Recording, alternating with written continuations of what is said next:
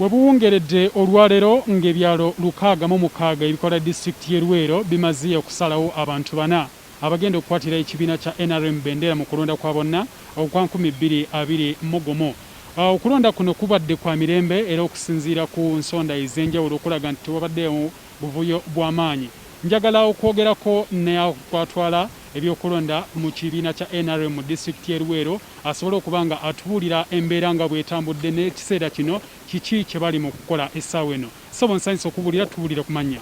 Ssebo amannya nze Kamugisha David nga nze district election officer wa NRM e Luweero. Kalulu tubuulire katambudde katya sofa? Sofa kalulu tetunafunamu buzibu bwonna. Abantu balonze nga bye baagala, tewaliwo kulwana, tewaliwo kuyiwa musaayi. Abantu bamativu n'abantu abe balonze. Abantu mu kiseera kino bali mu kulindirira biki ebigenda okuva mu ofiisi yo, sooka bayo ku kifaananyi kiki ekiriyo? Saawa zino tuli ku council hall ya district, Whitehall Center ya district, nga tulinda results okuva mu magombolola g'enjawulo, ebimu bitandise okutuuka ng'ebyobulenzi.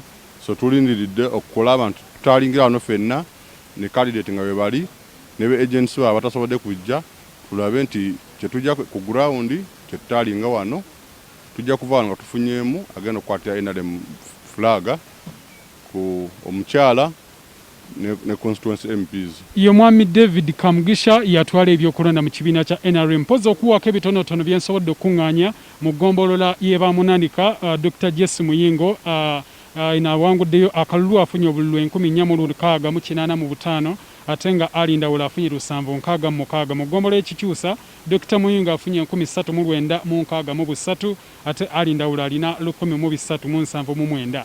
Mu ggombolola y'Kalagala Dr. Muyingo alina 4,749 ate alindawula alina 1,578. Zirobwe Dr. Muyingo alina 3,884 ate alindawula alina 2,385. Mu ggombolola y'Kamira Dr. Muyingo alina 2,701 ate nga alindawula afunye obululu 1,179.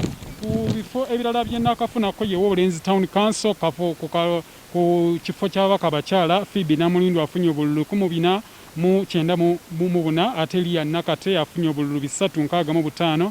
Zena Ali obululu 233, Sise Mulondo obululu 229, songa ate Joy Namulindwa obululu 102, Farida Nakalawa obululu 36 ne Rebecca Nalwanga obululu 2. Ku kifo ekya Katikamu South mu ggombolola eno eya Wobulenzi Town Council Patricia Magala afunye 1,292 ate nga Abubeka Kalume afunye 926 ne Edward Sembatya afunye obululu 455. Tukyalindira bingi nnyo okuva mu ofiisi eno era weetuli nnyo okufuba okulaba nga tujja kutuusaako byonna ebinaaba bivuddeyo. Kangire nga nkoma wano eno nze Hebert Kamoga yagana abagazzeeko.